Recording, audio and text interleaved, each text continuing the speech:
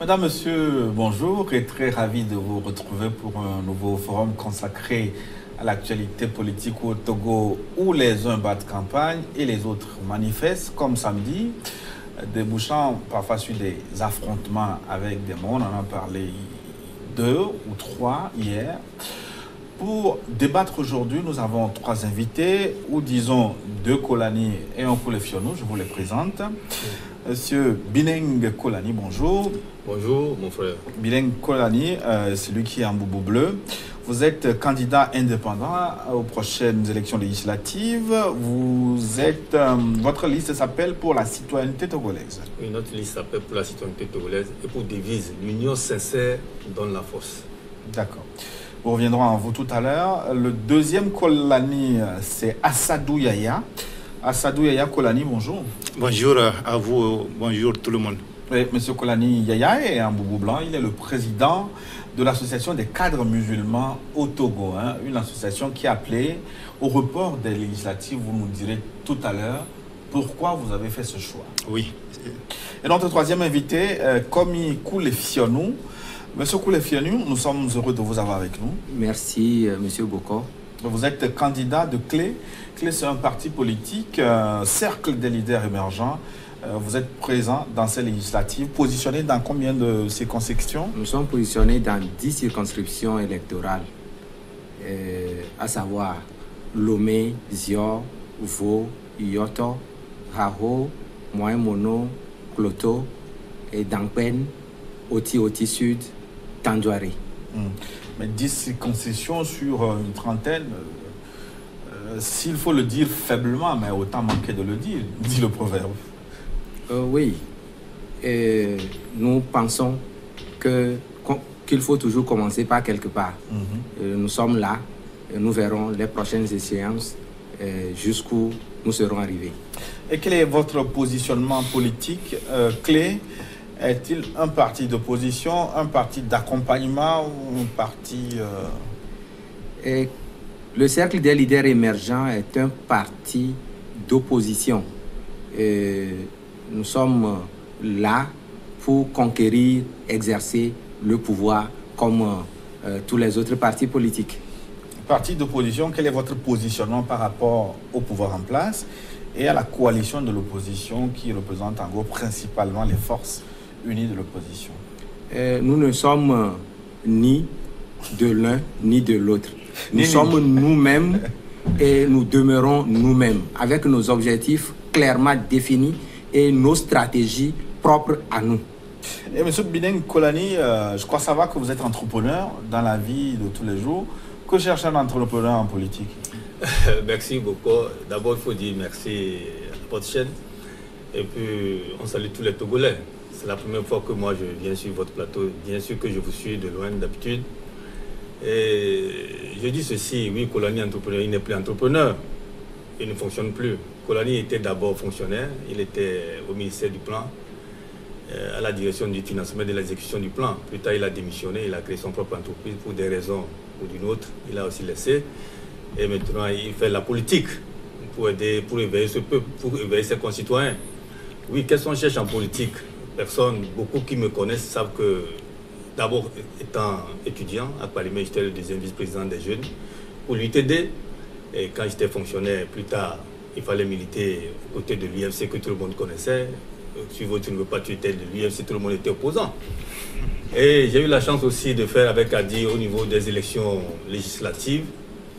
En 2013, j'étais sur la liste de Lomé, Grand Lomé, où Jean-Pierre Fabre était tête de liste, moi j'étais 10e sur la liste. Et puis on avait une plateforme citoyenne qui était claire. Dans cette plateforme, il y avait tout ce que les gens réclament aujourd'hui. Les découpages, les réformes, tout était là. Nous avons bâti campagne dans la capitale, nous avons eu 7 députés sur 10, ce qui veut dire 70% ont voté pour cette liste-là. Vous comprenez aisément que dans la capitale, les gens ont compris notre message. Et plus fort longtemps, j'étais clair dans la campagne, on disait voter le CST, c'est voter Kolani. On a vu ce que le CST est parti faire à l'Assemblée.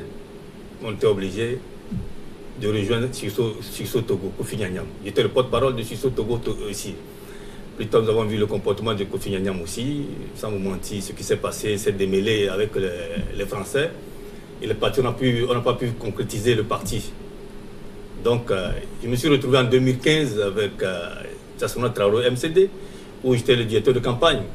Maintenant que le MCD se trouve avec la C14, où les choses, dans une coalition où ils décident ensemble, justement, la C14 refuse aujourd'hui de ne plus se présenter aux élections et Tchassouna aussi a suivi.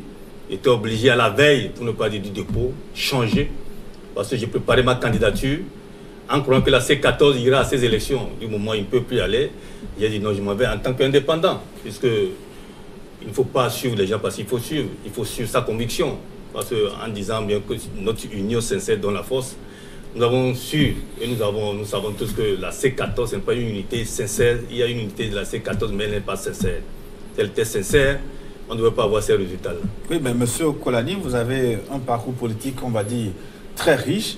Mais derrière cette richesse, est-ce que ça ne cache pas un problème? Est-ce que ce n'est pas du vagabondage politique? Parce que vous avez fait le CST, vous avez fait CAP 2015, vous avez fait Sursaut Togo, vous avez fait la coalition des 14, finalement le MCD, et puis candidat indépendant. Ça manque de constance, là. Oui, c'est ce qui est clair. J'ai une conviction. Je n'aime pas qu'on blague avec ce peuple-là. C'est pourquoi, si vous voyez, on dit pour la citoyenneté togolaise. Notre objectif, c'est de faire connaître à ces peuples ces droits et devoirs. Ce n'est pas parce qu'on est dans tel parti politique ou bien dans telle association qu'on va te phagocyter que tu n'auras pas la parole. Et c'est ce qui est important dans ce pays. Les gens, dans ce pays, quand ils sont dans les partis politiques, c'est le leader qui parle. Non, même, on n'a même pas de leaders, on a des chefs, des présidents de partis politiques ou bien des chefs de partis politiques. Parce qu'un leader, quand on le voit, on le sent dans cette démarche. Mais comment se fait-il que vous avez fait plusieurs années dans ce système sans les dénoncer? Et c'est à la fin, à la dernière heure, que vous êtes rendu compte de toutes ces lacunes. Peut-être que vous ne me suivez pas. Si ceux qui me connaissent, plusieurs ne me connaissent pas de visage, mais sur des radios de la place, on entend Kolani qui appelle, qui dénonce. Très tôt, quand la C14 a demandé de boycotter les élections, j'ai demandé à la population d'aller se faire recenser. Et les gens ont réagi. Non, il fait partie de la C14. Je dis non, ça c'est des actes citoyens. On ne peut jamais demander à un peuple de ne pas aller se faire recenser. On peut demander à ce peuple-là de ne pas participer aux élections, mais pas le recensement. Vous comprenez? Très tôt, on éveille ce peuple.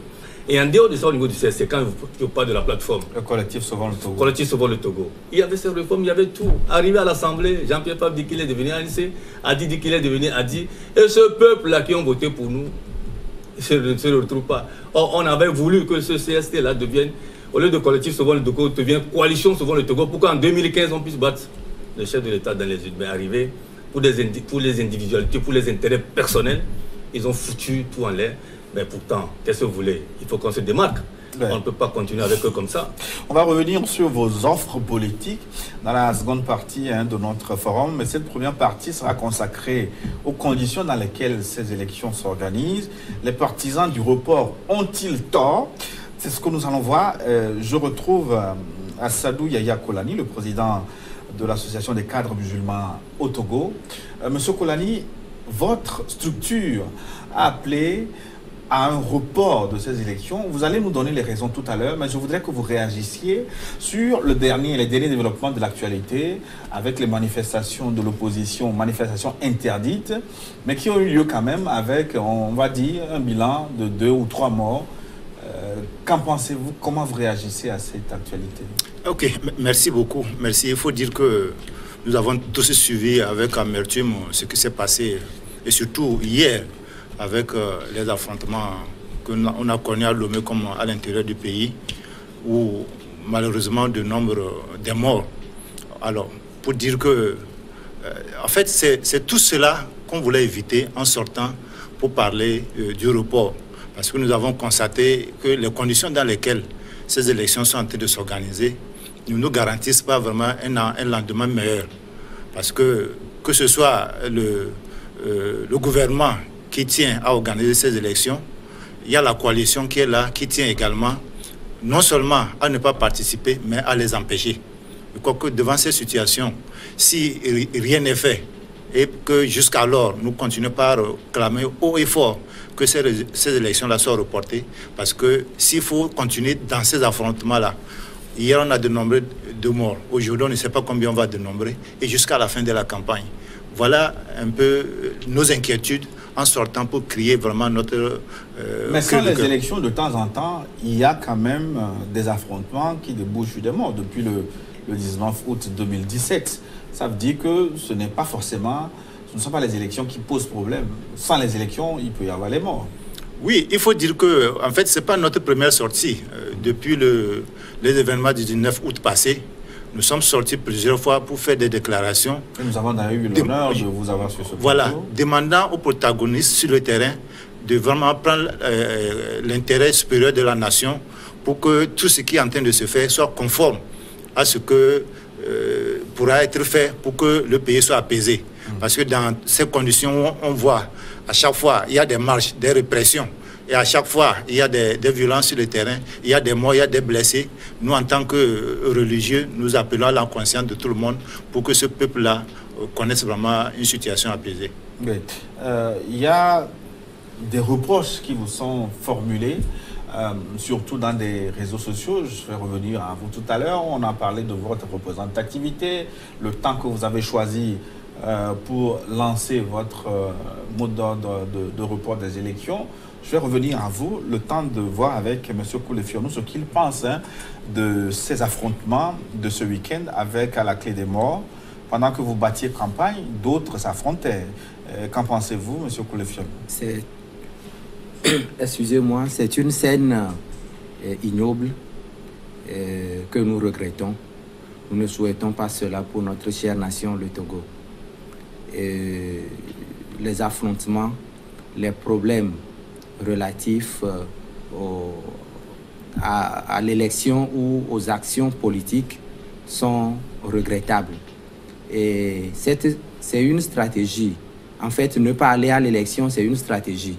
Et une stratégie politique est un fruit d'une conviction ou idéologique, ou alors qui répond à des intérêts. Et je crois que c'est dans ce sens-là que les choix sont faits. Alors, si les uns et les autres ont fait leur choix, il faudrait que ces choix-là conduisent à ces intérêts-là, ou répondent à leurs convictions au lieu de nuire à la population. Qu'est-ce que ça veut dire en termes non énigmatiques? Oui, ça veut dire que quand la C14 décide de ne pas aller aux élections législatives, je crois que c'est un choix politique. Et ça répond peut-être à leurs convictions idéologiques. Ou alors, ça répond aux intérêts qu'ils poursuivent. Et si tel est le cas, il faudrait qu'absolument ils restent dans leur conviction, dans cette conviction-là. Et si le gouvernement en place organise les élections, je crois que c'est pour l'intérêt supérieur de la nation. Et si tel est le cas, il ne faut pas que le choix du gouvernement ou le choix de la C14 devienne un handicap pour l'épanouissement de la population. Oui, j'ai du mal à suivre votre trajectoire. Si vous renvoyez dos à dos coalition des 14 et gouvernement, finalement, où vous situez-vous, vous? Bien, nous avons notre position aussi. Notre position, c'est d'aller à cette élection ou à ces élections. Parce que ces élections, pour nous, sont nécessaires pour régler les problèmes, la crise qui est au Togo depuis plusieurs années, depuis plus d'un quart de siècle. Nous traversons cette crise-là et nous pensons que c'est par les élections que nous allons régler ces problèmes. Puisqu'on parle de réforme. L'essentiel de... Bien par ces élections, au lendemain du 20, est-ce que vous croyez que la crise peut être résolue? Tout à fait. Nous y croyons fermement. Oui. Alors, Monsieur Kolani Bineng, les conditions dans lesquelles les élections se déroulent avec ces affrontements, est-ce que vous arrivez à battre campagne sereinement? Sans me mentir, c'est un peu déplorable. D'abord, on présente nos condoléances aux familles pleurées, pour ne pas dire à la nation togolaise. C'est un peu embêtant. C'est pourquoi notre cycle pour la citoyenneté togolaise, on ne peut pas comprendre qu'après plus de 50 ans d'indépendance, et que pour des élections, on puisse déplorer des bords. C'est pourquoi je vous dis que ceux qui nous dirigent, le parti au pouvoir, c'est en complicité avec certains partis politiques de l'opposition, ils font blaguer, tuer, comme on le dit les Ivoiriens. Sinon, je ne peux pas comprendre une opposition où nous tous nous sommes des opposants, on combat ce régime-là depuis fort longtemps. Ce régime qui ne respecte pas des tests et que nous pensons mieux faire. Et nous aussi, nous ne voulons pas respecter les tests qu'on s'est donnés aisément. Comment on peut comprendre une opposition qui demande à la population de boycotter les recensements? Oui, quand vous dites la population de boycotter, arrêtez-vous là. Ne participez pas. Vous imaginez, Gilles Bokor, ce pays où nous tous n'avons mis pied à l'école. Et aujourd'hui, c'est la CEDEAO qui supervise notre élection. Moi, sans vous mentir, ça me fait mal. Hein. Allez-y voir ces jeunes-là qui sont là pour superviser. Celui qu'on a vu, le Sénégalais qui est pour la Constitution, ils ne sont pas plus intelligents que nous. Ça fait mal. Ces élections ne sont plus dans la main de l'État togolais. C'est fini. Et puis ça, c'est une honte. Notre CENI n'est pas indépendante. Si la CEDEAO, la preuve que... Vous participez à des élections de honte? C'est pourquoi je vous dis, c'est la CEDEAO qui nous accompagne maintenant. Cela veut dire, moi je suis la CEDEAO et puis accompagné par le groupe des 5. Oui, mais je dis, pourquoi vous acceptez donc... C'est pour vous dire que quand je parle de honte, participer bien, à ce marché de honte. Non, écoutez, cette honte-là, je parle de ceux qui ont créé cette crise-là. Oui. Je parle du parti au pouvoir et puis la C14, les deux. Voilà. Vous comprenez, c'est les deux qui nous font honte là. C'est eux qui ont fait que la CEDEAO maintenant supervise toutes choses. C'est les deux là. Mais pas tous les Togolais. C'est la CEDEAO des peuples, c'est pas la CEDEAO des États. C'est ce qu'il faut comprendre. Si la CEDEAO est toujours derrière ces élections, c'est pour le peuple togolais. C'est pas pour le beaux yeux de l'État togolais ou bien les beaux yeux de l'opposition. C'est pourquoi si ça ne va pas, la CEDEAO devait arrêter. On devait arrêter ces élections. C'est pourquoi nous disons, tant que la CEDEAO est derrière ces élections, moi, Kolani, je dois participer. Oui, mais vous disiez tantôt que vous n'êtes pas très à l'aise pour battre campagne. Ça veut dire que les conditions sont réunies pour vous savez, pour vous exprimer sur le terrain. Oui, aujourd'hui, pour faire battre campagne, qu'est-ce qu'il faut faire? Nous sommes en train de faire porte-à-porte. Hier, on devait faire caravane. Mais j'ai demandé de laisser, il ne faut pas affronter des gens. Les gens ne savent pas ce qu'ils cherchent. Il ne faut pas faire sortir des enfants, des trucs pour aller faire de n'importe quoi. Il y a les réseaux sociaux que nous allons jouer. De toutes les façons, pour gagner, c'est Dieu qui donne la victoire. Nul n'est parfait. Nul n'est parfait, que ce soit au niveau de la C14. La C14 a fait ce qu'elle peut faire. Le parti pouvoir pense faire ce qu'elle peut faire. Kolani fera ce qu'il peut faire. Mais le gagnant, c'est Dieu qui gagne. Sans vous mentir. Donc pour cela, j'ai demandé hier, rester ensemble à la maison. Sur les réseaux sociaux, on doit jouer. La technologie a avancé. On n'a plus besoin de faire des meetings même pour perdre le temps aux gens. Ils se sont en train de faire de porte à porte. Mais ce que nous avons vu hier, sans vous mentir, je ne sais pas quoi dire. Hein. On était tous déboussolés. Surtout que sur les réseaux sociaux, tout ce qu'on nous envoie sur l'étendue du territoire, c'est pas bien. Mais il faut que l'État aussi prenne ses responsabilités. Monsieur Koulefionou, vous êtes autant déboussolé? Oui. D'autant plus qu'il y a mort d'hommes, mort de Togolais. Ça fait mal. Et nous déplorons ces cas de mort-là. Et tel que M. Kolani le disait tantôt, et puis sur le terrain, vous avez à parler aux gens. Mais si c'est ces personnes-là que vous devez convaincre pour la cause de votre programme pour la nation, et si cette famille ou ces personnes-là sont éplorées, sont dans le deuil, ne peuvent pas vous écouter. Voilà là où ça fait mal et il y a des problèmes pour pouvoir convaincre ces personnes-là qui sont en train de regretter leur mort suite à des affrontements. Mais quand vous êtes sur le terrain, vous organisez des meetings, est-ce que vous le faites avec la peur au ventre ou sereinement vous vous dites nous sommes protégés, quoi qu'il arrive? Oui, nous le faisons avec prudence, je ne veux pas dire avec la peur au ventre, mais avec prudence, parce que nous sommes un peuple où il y a plusieurs tendances. Les tendances de la C14 sont représentées. La tendance de ceux qui tiennent à l'épanouissement de ce peuple, ceux qui veulent que les élections se tiennent pour qu'on finisse avec cette crise-là, aussi existe sur le terrain. Et donc, on ne sait pas quand est-ce que ça va dégénérer ou quand est-ce qu'on sera en confrontation ou peut-être rencontré. Donc pour vous, c'est possible que ça dégénère? Oui, c'est possible. C'est possible dans la mesure où il y a la coalition, la C14, qui continue et d'autres personnes d'autres organisations peut-être qui manquent d'inspiration de la part de Dieu, qui appellent au report ou qui appellent à la violence et qui font entendre des propos incendiaires. Ah bon, donc, Monsieur Kolani, je vous ai vu dans le viseur de Monsieur Koulé-Fiono. Il semble que nous manquons d'inspiration. Oui.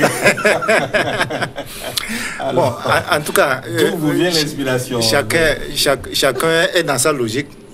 Bon, ce que moi je peux dire par rapport à tout ce qui est en train de se passer, en tout cas, nous, à la CMT, nous sommes confiants, nous sommes conscients également que tout ce qui entoure l'organisation de ces élections-là ne peut pas leur permettre de se passer dans un climat apaisé. C'est pourquoi, dans notre déclaration, nous avons demandé qu'on arrête ce processus-là et que la CEDEAO intervienne pour jouer son rôle. Parce que le sommet du 31 juillet avait donné beaucoup plus d'espoir aux Togolais avec ce qu'on appelait la feuille de route que les gens devaient respecter. Alors, au moins ça a permis aux gens de revenir à de meilleurs sentiments. Tout le monde se disait que non, que bon, avec la feuille de route, les gens vont s'accorder et qu'on va aller aux élections de façon tranquille. Mais contre toute attente, il y a eu vraiment des divergences qui ont commencé. Et bon, on a vu les gens, je dirais, certains dans un premier camp qui sont en train de préparer les élections, l'autre camp est sur sa position en train de réclamer le boycott et même empêcher ces élections. Alors, si on connaît ce qui s'est passé par les élections passées au Togo, et notamment depuis 1998 jusqu'à aujourd'hui, il y a un cycle infernal. Élections, contestation, répression, réconciliation. Si on sait tout cela et on voit l'ambiance dans laquelle ces élections sont en train de s'organiser, on se dit quand même que, en fait, l'essentiel, ce n'est pas d'organiser les élections, mais c'est de pouvoir vivre, d'abord préserver sa vie et vivre après. Donc c'est tout cela qui nous a interpellés pour que vraiment on sorte pour demander à ce qu'on mette la balle à terre. Oui. Oui, non, vous savez... Votre homonyme veut réagir. Ouais. Je l'ai écouté sur RFI hier. Radio France Internationale. Radio France Internationale, oui. Quand on a dit Kolani, les cadres musulmans, ça, j'ai dit bien. Je suis très content qu'ils ont réagi, puisque sur la TVT, c'est le président des musulmans. Ouais, la télévision togolaise, c'est les musulmans qui ont demandé, qui ont prié, qui sont en train de prier pour ces élections. Pour que... Vous voyez déjà la religion où Dieu est unique et universel. Et il y a cette divergence. En dehors de ces musulmans-là, il y a aussi les chrétiens, les prêtres qui ont sorti leur déclaration. Et plus tard, c'est les évangélistes. Je dis, mais il ne faut pas blaguer avec ce peuple-là. Vous êtes des religieux. Allez-y prêcher le vrai à vos fidèles. Et quand ils sortiront de vos temples, ils seront la lumière pour nous tous.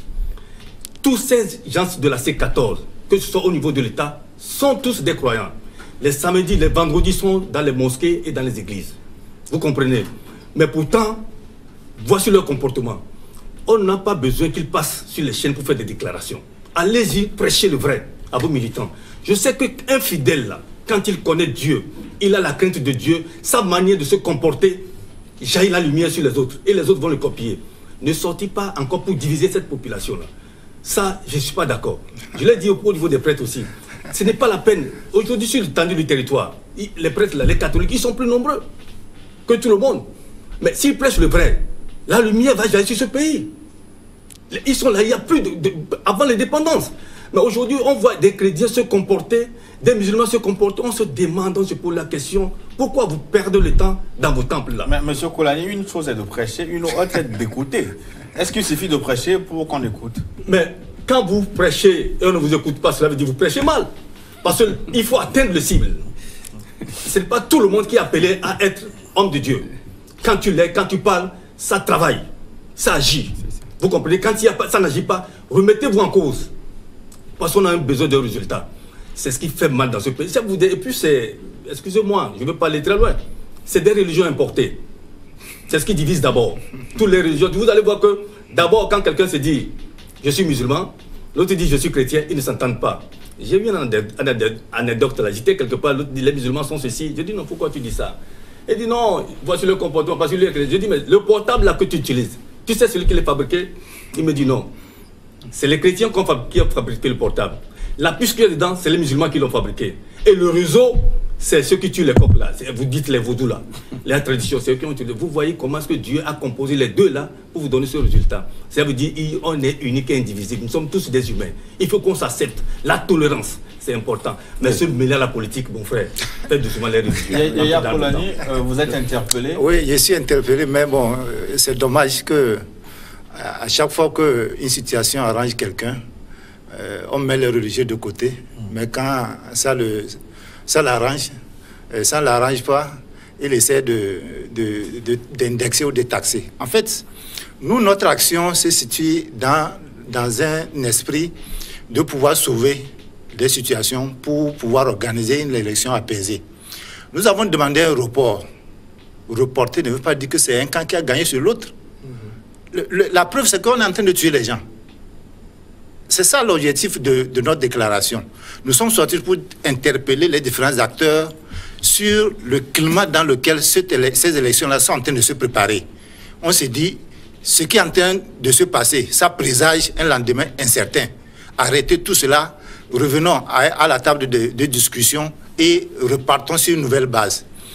J'ai lu une caricature, comment on l'appelle, dans un journal où un jeune est allé se présenter devant la présidente de Ashkurun pour lui dire que bon... Le Haut Conseil à la réconciliation et à l'unité. Oui, il demande, Madame la Présidente, on est en train d'organiser des élections, je sais que je serai tué. Donnez-moi mon indemnité avant que je ne meure. Mais c'est plein de sens. C'est plein de sens. Après, c'est les religieux qu'on va encore appeler pour dire qu'on venez prier pour la nation, venez purifier le sang versé dans le Togo. Donc, il faut travailler en amont au lieu de venir rester en aval pour dire qu'on est en train de recoller les morceaux. Il faut éviter que ces morceaux-là ne se cassent. Et parmi les reproches qui vous sont faits également, on a parlé de votre représentativité. Association des cadres musulmans du Togo. Certains sont allés même jusqu'à dire que vous êtes 4 poulains tondus. Je ne comprends pas. Oui, combien êtes-vous exactement? Ok, d'accord. Est-ce que vous êtes représentatif des musulmans du Togo? Pourquoi l'Union musulmane du Togo ne s'est pas prononcée sur la question? Alors, l'Union musulmane, c'est une association. Elle a sa logique dans laquelle elle travaille. Elle a son analyse de la situation sociopolitique du pays. Nous sommes les cadres musulmans, nous avons notre façon d'analyser la situation sociopolitique également au Togo. Donc, ce que l'Union musulmane fait, ça peut parfois coïncider avec ce que nous faisons, ça peut également diverger. Maintenant, par rapport à notre représentativité, comme vous l'avez dit tout à l'heure, ce n'est pas notre première fois qu'on vient ici. Ça veut dire que les gens nous connaissent sur le terrain. Nous sommes dans pratiquement toutes les préfectures du Togo où nous avons des représentants. Il y a des sections bien organisées et à chaque fois que nous voulons prendre des décisions, je crois que c'est en concertation avec nos bases que nous agissons. Oui. Monsieur Koulefioro, vous voulez réagir? Oui, que ce soit au niveau de notre parti, le parti clé, que ce soit la position de la C14, que ce soit la position des religieux, nous respectons toutes ces positions parce que c'est leur position. Alors, mais revenons un tout petit peu à ce qui se fait, à ce qui se passe dans notre pays. Et la crise du Togo ne date pas du 19 août. C'est depuis les années 90 que le problème là a commencé. Et tel que M. Yaya le disait tantôt, et après on appelle les religieux. Donc les religieux, parce qu'on les associe à ça, je crois qu'ils sont dans leur position d'éclaireurs, de lumière du monde tel que la Bible le dit. Mais il faut quand même que la procédure, la manière de le faire soit raisonnable. Que la manière là ne donne pas l'impression d'une position prise, d'un parti pris.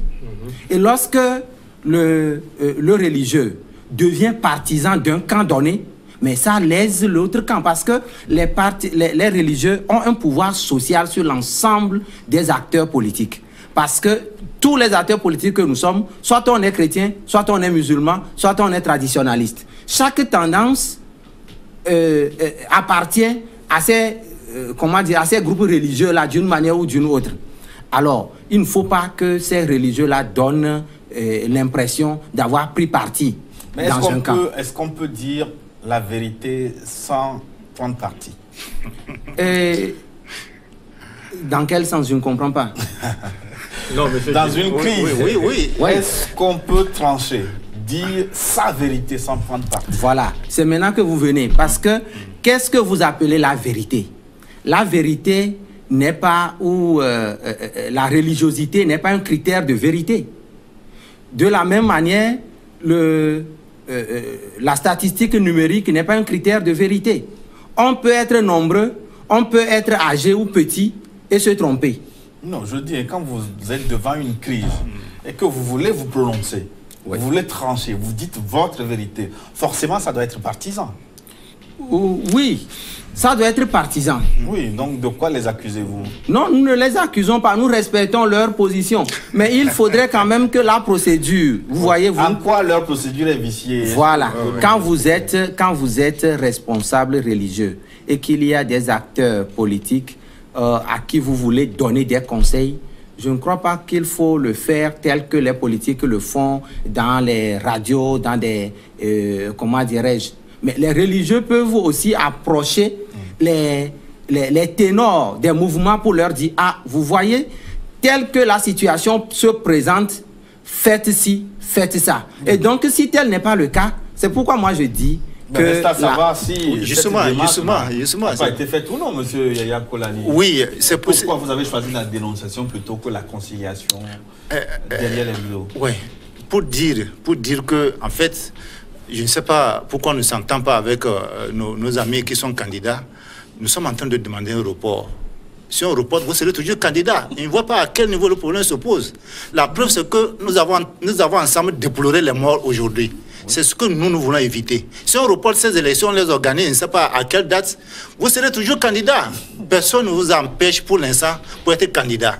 Nous, on voudrait que les acteurs politiques s'accordent pour organiser des élections apaisées. C'est ça notre vision. Okay. Dire qu'on a pris position, je ne vois pas encore la position aujourd'hui.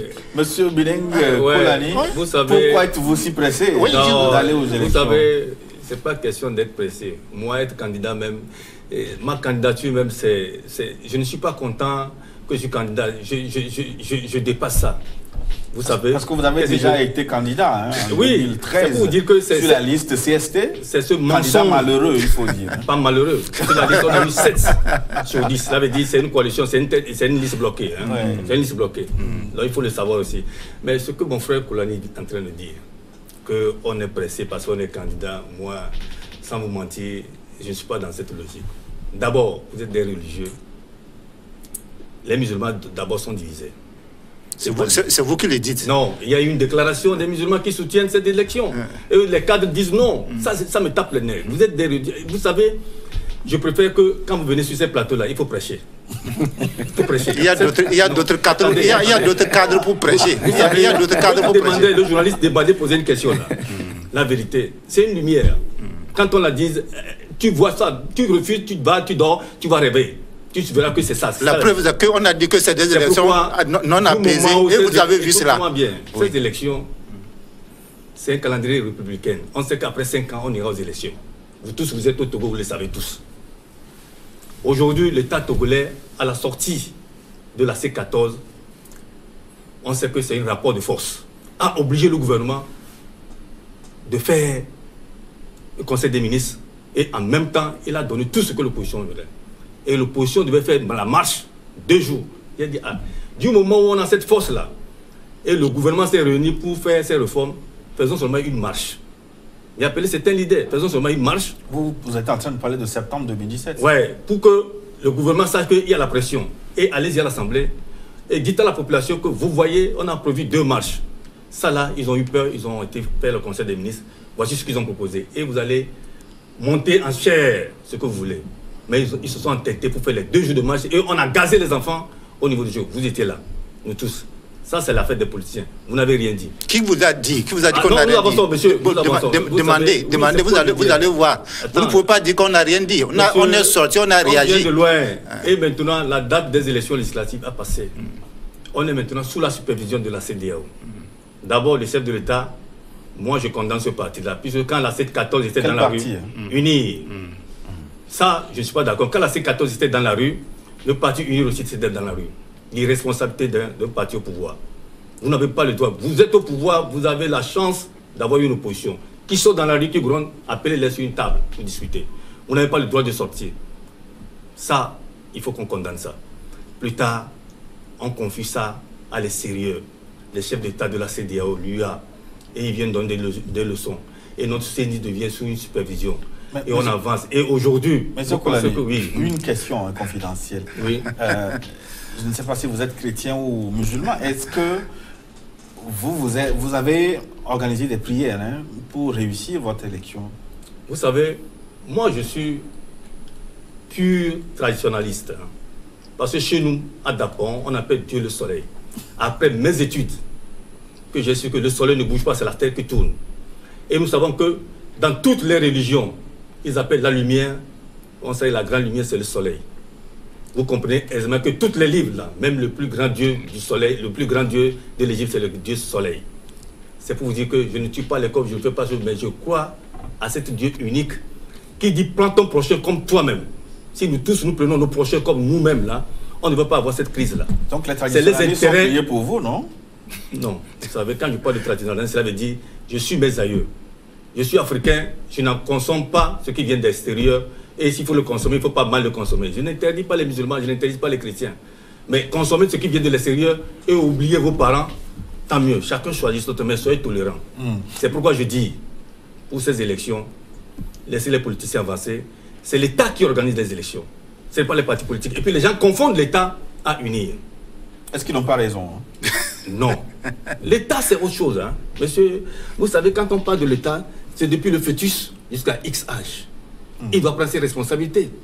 Mais quand on parle des partis politiques, c'est ceux qui ont 18 ans qui peuvent voter et ceux qui ont 25 ans qui peuvent être éligibles et pas tous aussi. Donc c'est cette confusion que les gens font souvent et même confondent même l'armée à un parti politique. Oui, mais est-ce que... vous comprenez? Ils n'ont pas des arguments à faire valoir. Non, vous savez, c'est ce qui fait mal. Pourquoi nous avons choisi notre sigle, c'est significatif. Quand on parle du PCT, oui. Pour la citoyenneté togolaise, je veux que chaque Togolais connaisse ses droits et devoirs. Se l'approprie, que ce soit au niveau des chrétiens, que ce soit au niveau des journalistes, la Cour constitutionnelle, les députés, chacun n'a qu'à connaître ses droits et devoirs. Oui, monsieur Yaya Kolani, oui. Pourquoi avoir attendu? Il y a eu les phases de négociation, le recensement électoral. Pourquoi avoir attendu tout ce temps-là avant de demander le report? Il faut dire qu'il y avait beaucoup d'acteurs en jeu par rapport aux discussions pour l'amélioration des conditions d'organisation de ces élections. Donc vous aviez espoir que les choses s'améliorent? Oh, voilà, nous avons espéré, nous avons attendu et nous sommes sortis même entre-temps, avant même la deuxième phase de recensement aux côtés du mouvement Espérance pour le Togo pour créer notre ras-le-bol par rapport aux conditions dans lesquelles ce recensement d'abord se faisait et dans la perspective de poursuivre le processus. Et à ce moment-là, nous sommes sortis ensemble pour dire non, les conditions dans lesquelles ces élections s'organisent, il va falloir qu'on temporise pour pouvoir mieux les réussir parce que nous l'avons dit, c'est vrai que la crise n'a pas commencé du 9 août, mais ça part du 9 août que nous avons connu tout vraiment ce désordre avec des manifestations de rue, avec des enfants des gens qui sont gazés, des gens qui meurent partout. Nous avons dit les conditions dans lesquelles les Togolais ont espéré à ce que cette crise-là soit résolue, ce n'est pas dans l'organisation de ces élections-là qu'on va trouver la solution. Au même moment, est-ce que l'État, comme le disait Bénin Kolani, n'est pas allé trop loin pour reculer aujourd'hui? Bon, nous pensons que c'est encore possible parce que la CEDEAO est là, c'est elle-même qui est venue mettre les protagonistes ensemble pour discuter. Il y a la feuille de route. C'est à eux de faire le point aujourd'hui pour savoir si, en fait, leur arrivée au Togo, ça a envenimé la situation ou bien ça a aggravé la situation. Et donc, à faire le bilan à mi-parcours par rapport au processus pour voir ce qui est en train de se préparer. Est-ce que c'est mieux que comme c'était avant? Donc, nous pensons que la CEDEAO doit prendre ses responsabilités actuellement. Et l'État, comme il est dit, le gouvernement, en tant qu'un bon père de famille, doit pouvoir réviser les positions pour qu'on arrête ce processus-là et mieux l'organiser. Oui, comme il coule le fiordo, et ça fait quand même beaucoup. Hein. Les catholiques d'un côté, les presbytériens, les évangéliques, les musulmans maintenant, tout le monde, tout ce groupe-là demande le report des élections. Est-ce que vous n'y allez pas un peu à contre-cœur là? Bon, je le disais tantôt que la vérité ne dépend pas du nombre ou de la statistique numérique de ceux qui défendent une position. Et je crois que... Même au sein de votre parti, vous n'êtes pas unis sur la question. Hein. Tout à fait, nous ne sommes pas unis. Certains ont démissionné. Oui. Nous ne sommes pas unis sur la question. C'est ça même la démocratie. Pour nous, c'est la démocratie parce que chacun est libre d'avoir une opinion sur ce qui est d'ordre national. Et ces groupes qui disent qu'il ne faut pas, oui, ils ont raison, nous respectons leur position. Nous ne les condamnons pas. Néanmoins... Mais vous les comprenez tout au moins? Oui, nous les comprenons parce que nous pensons qu'ils sont dans leur rôle de lumière. Et donc... Mais pourquoi vous passez à côté de la lumière? Voilà, parce que nous pensons qu'ils sont dans ce rôle-là, sauf qu'il manque un peu d'inspiration, comme je le disais tantôt. Il manque d'inspiration pour que cela devienne véritablement une vérité qui s'impose. Vous savez, on n'impose pas la vérité s'impose de par sa clarté. Et donc, la situation aujourd'hui, tantôt M. Yaya disait que nous sommes pressés d'être candidats. Je voudrais dire non, on n'est pas pressé d'être candidat. La mandature le mandat du Parlement, de l'actuel Parlement, est arrivé à expiration depuis juillet. Si c'est ça, en principe, ils ne devraient plus siéger. Il y a une disposition qui leur permet de continuer par siéger. Voilà, nous n'allons pas tomber dans un schéma à l'ivoirienne. On est déjà dedans. À la congolaise. Mais de toute façon, est-ce qu'il y a une illégalité parce qu'il y a un article qui prévoit que ceux qui sont élus restent en place jusqu'à la prochaine élection? Monsieur Gilles Bokor, vous savez, monsieur Binet Koulani, il faut se dire certaines vérités. Vous pensez qu'on donne 1 an, 2 ans à la C14 et aux partis unis dans une chambre, là, ils resteront comme ça, sans solution. Je vous dis ce que je sais. Je le connais tous au niveau de la C14 et je connais ce régime. L'État doit prendre ses responsabilités. Les élections auront bel et bien lieu. Vous comprenez? On n'écoute pas unis, on n'écoute pas la C14. C'est le peuple togolais qui est important. Aujourd'hui, la CEDEAO, elle est là. Mais vous maintenant, quand on dit l'État de l'Uni, alors, leur manière de gérer, l'UNIR qui est le parti au pouvoir, non? Oui. C'est pourquoi je vous dis... Donc la position de l'État, est-ce que c'est pas... Non, c'est pas la position de UNIR. UNIR, comme vous le dites... C'est l'UNIR qui gouverne, hein? Attendez, justement, c'est ce que le chef de l'État a dit à Tchévier. En disant à ses partisans, vous avez la solution. C'est des individus qui, pour leurs intérêts personnels, c'est pourquoi il faut casser ce réseau. Vous comprenez? C'est des gens qui... J'ai dit sur une chaîne là. Est-ce que les élections attendez, vous savez, permettent de casser le réseau dont vous parlez? Attendez, ces réformes-là, UNIR ou bien le chef de l'État n'a pas besoin de l'opposition pour le faire. Il faut faire les réformes pour le peuple togolais. Ce n'est pas pour faire plaisir à son opposition. C'est ce qui fait mal. Chaque fois on dit on veut faire les réformes, on a besoin de l'opposition. Pourquoi? Tu as 5 ans pour gouverner. Faites les réformes pour ce peuple. Vous le ratez, en 5 ans, le peuple vous sanctionne dans les urnes. C'est ce qui est clair. Mais quand vous dites qu'il faut appeler l'opposition, cela, quand on va reporter ça là, cela veut dire la C14 a gagné l'État togolais, pas UNIR. Et ça, on n'est plus dans une république. Si on reporte ça, cela veut dire la C14, cette unité, cette partie-là, a gagné l'État. Ce qui s'est passé hier, la C14 devait le faire si, lors du recensement, on devait dire merci pour bloquer le recensement. Du moment où vous avez demandé à vos partisans de ne pas faire le recensement, laissez le procédure avancer. Monsieur Koulani, dites la C14, vous dites ce qui se prépare. Ça se prépare par qui? Par la C14. Non, dans tous les cas, vous m'avez posé une question. C'est dans tous les cas que nous observons cela. C'est pourquoi nous sommes sortis pour crier. Ceux qui vont à ces élections ne préparent pas les violences. Ceux qui ne vont pas à ces violences, c'est ceux qui préparent les violences. Donc, vous êtes des gens illuminés. Dites-les que la violence n'est pas bien. Vous dites que vous n'allez pas, laissez les faire, on va voir. Et s'ils échouent, on vous dira merci. Bravo, vous étiez visionnaire. Mais s'ils réussissent, on vous dira... Ah, vous n'êtes pas aussi parfait. Nul n'est parfait. C'est ça le danger. Nul n'est parfait, que ce soit la C14 comme UNIR. Même nous qui parlons, qui allons à ces élections, nous ne sommes pas parfaits. Mais du moment où nous connaissons nos faiblesses et nos forces, nous connaissons les individus qui les composent, Mais la C14, quelle est l'utilité? D'abord, notre devise veut dire quoi, M. Gilles Bokor? L'union sincère. Dites-moi au niveau de la C14, quelle est la sincérité? Quand PDR a fait 2 enfants, MCD et PNP, et PNP impose à la C14 le vendredi de ne pas faire les marches. Écoute-moi, parce qu'ils sont des musulmans. Le vendredi, vous ne faites pas marche. Et le samedi, les chrétiens devaient aller à Chaude-là. Corbier. Vous comprenez? Mais ils ont fait marche. Vous voyez? Est-ce que la sincérité dans une coalition où les musulmans disent que eux, les vendredis, il ne faut pas faire marche. Et vous allez blaguer avec ce peuple. Yaya, soyez sincères. Soyez sincères, il faut dire à la C14 le comportement de la C14. Je ne suis pas le porte-parole de la C14. Je suis là pour intervenir sur la situation actuelle qui prévaut dans notre pays.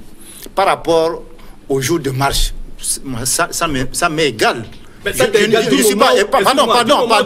Je ne suis pas. De marcher le vendredi. Mais quel est votre problème? Si les gens ne veulent pas marcher dimanche ou bien vendredi. Parce qu'ils sont musulmans. Mais quel est le problème? La division a commencé de là. Il fallait dire ça. Je suis étonné d'apprendre que ça peut constituer un problème. Les gens qui veulent organiser la marche, ils disent que vendredi on n'organise pas la marche. Parce que PNP, ils sont des musulmans. C'est vous qui faites ces relations. Moi, je sais qu'au niveau de la coalition, ils ont décidé de ne pas marcher vendredi. Non, ils n'ont pas décidé. Ça ne me regarde pas. La coalition était sincère. Vendredi, samedi, dimanche, même l'union doit marcher ensemble pour que la lumière vienne. Parce que tous les Togolais sont unis. Si 2 colonies ont du mal à s'entendre, n'attendez pas une union de la C14. C'est dans l'échange que la lumière arrive. On va marquer une pause, si vous le voulez bien, pour une nouvelle édition du journal. On se retrouve dans une dizaine de minutes pour la suite de New World Forum. A tout de suite.